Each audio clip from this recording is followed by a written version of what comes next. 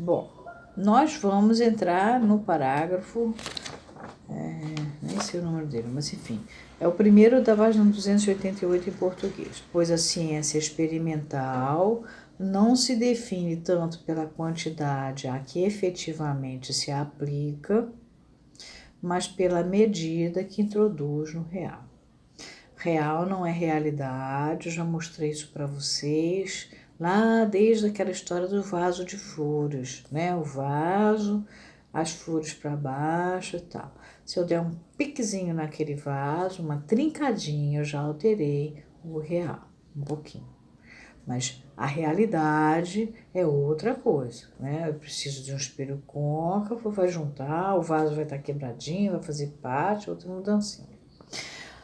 Outra coisa, bom, vocês não podem se esquecer, o real é aquilo que não cessa de não se escrever. O real, o tempo inteiro, ele está em movimento. Daí que Lacan diz que os deuses gregos são da ordem do real. Outra coisa importante, Lacan tinha noção da quarta dimensão, trabalhava com o chinês. Ele não sabia as branas têm 11 dimensões. Então, eu não estou dizendo que ele é um homem tão desatualizado. Apenas ele trabalha com exemplos, às vezes, que eu não vou usar. Por quê? Porque são de uma época, são datados. Para ele chegar aqui, onde ele chegou, ele passou pela questão da função simbólica, do equívoco da pessoa quando realiza uma ação. Deu os exemplos tanto do Kant quanto do operariado quando faz a greve. Falou da mais-valia.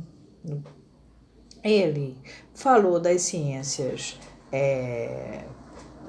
exatas, que têm enganos, porque a verdade é aléatea, a verdade vela e desvela, tem, portanto, equívocos. Falou das ciências conjecturais que, na verdade, podem ter rigor, não é pelo fato de serem conjecturais que deixam de ter rigor. Faz uma bela poesia e vai comentar sobre a matemática e a física. Muito bem. E agora ele entra nesse ponto. O próximo parágrafo vem e diz assim: como se vê pela medida do tempo, sem a qual ela seria impossível. O relógio de Huygens, o único a lhe conferir sua precisão, é apenas o órgão realizador da hipótese de Galileu sobre a equigravidade dos corpos, ou seja, sobre a aceleração uniforme que confere sua lei por ser a mesma a toda queda.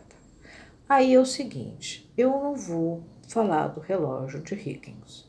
Vocês comprem o universo numa casca de nós, do Hawking, ou o tecido do cosmos, do Brian Greene. Eu acho que vocês devem começar a ler outras ciências que fazem parte da nossa realidade, da nossa vida. O nosso analisante atualmente, ele fala na internet o tempo inteiro. Isso não existia no mundo do Lacan. A questão do tempo do nosso analisante hoje é outra. Então, tem certas coisas aqui que isso não tem nada a ver com o fato dele ser barroco, não está recuperando a arte antiga e trazendo a opulência da coisa barroca, não, simplesmente Lacan está com um conhecimento de época datado que ele tinha, inclusive ele fala que os parágrafos foram reescritos. Esse e esse que eu acabei de ler foram reescritos em 66. Então, o que ele tinha para oferecer em 66 era isso. A gente, psicanalista, tem que se atualizar em física, em mecânica quântica.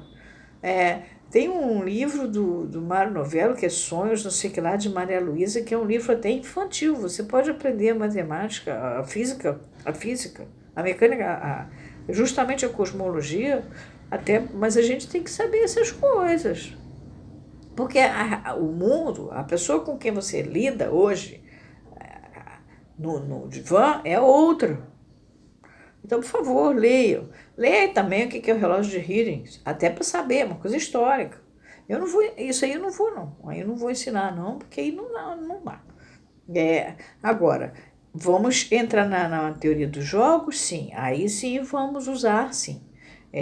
Tudo que for necessário para a gente entender o tempo lógico, por exemplo, que ele vai onde ele está caminhando, aí nós vamos usar, sim. Agora, bobagens assim de uma época que ele está citando, um exemplo, né? Por exemplo, ora, é divertido salientar que o aparelho, qual aparelho? Do Galileu, foi concluído antes que a hipótese, qual a hipótese? A do Galileu, daí que a gravidade dos corpos pudesse ser confirmada pela observação e que, em vista disso, ele tornou inútil no exato momento, ele a tornou inútil no exato momento em que lhe ofereceu o instrumento de seu rigor. Aí tem uma nota, quanto à hipótese galileana e ao relógio de Huygens, An Experience in Measurement, de Alexander Poiré, Proceedings of the American Philosophical Society, volume 27, abril de 1953. A gente está tratando coisas, exemplos antigos, é como se ele falasse do jogo de futebol que aconteceu do Paris Saint-Germain. Eu não sei se já existia esse time na época. Essa eu não vou pegar. Essa vocês pegam. Aí também, isso não vai fazer a menor diferença para vocês entenderem psicanálise. São exemplos que ele está dando. E não vai enriquecer, porque não estou indo buscar lá a palavra, que nem imago, por exemplo, que eu tive que pegar da borboleta para vocês entenderem de onde vem. Aí, nesse ponto, não. É como o último vídeo que eu tive que acertar, porque o filósofo reclamou com razão. Eu pensei que eu tinha sido claro. Isso não. Mas no próximo, sim, a questão, porque vai entrar em teoria dos jogos. E aí, teoria dos jogos já vem desde o castelo de Al-Azhar, lá atrás. Já é um negócio bastante antigo. Aí sim a gente vai entrar assim. Mas aí já é outro parágrafo, tá? Quando for coisa pontual da época dele, eu não vou entrar. Aí é ele dando exemplo. Não tem como. Então, esses 2 parágrafos vocês leiam. E eu dei 3 livros para vocês. O Tecido do Cosmos, O Universo Elegante, do Brian Greene. E dei também o do Hawkins, O Universo na Casca de Nós. E tenho Sonhos no sei que lá, de Maria Luísa, da editora Zahar, que é um livro de criancinha, que vocês podem ler também e devem. Porque hoje o nosso analisante trabalha com um tempo que nós não trabalhamos. Não trabalhávamos. Né? Eu, por exemplo, que não sou da informática, fico impressionada como é que as coisas andam. Então, por favor, isso aí vocês têm que acompanhar, a atualização do mundo. Senão vocês vão ficar dando exemplo, porque como nos dizia Lacan em 1930, não, aí por favor, Lacan em 1930 estava falando de uma realidade de 1930. Tá?